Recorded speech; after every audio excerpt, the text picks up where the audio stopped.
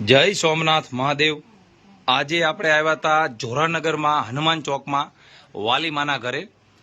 વાલીમાને આજે બીજી વાર આપણે કરિયાણાની કીટ આપેલ છે।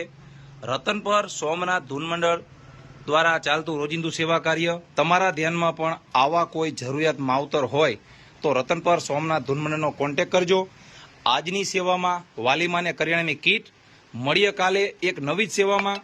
જય સોમનાથ મહાદેવ। તેથી કે છે કવિ કે આ મૃત્યુ લોકનો માનવી મૂડી થાય ત્યારે બે પૈસાની બની જાઉં હું બહુ અભિમાની, પણ મને જ્યારે ખાવાના સાસા પડે ત્યારે તને યાદ કરું। મૂડી થાય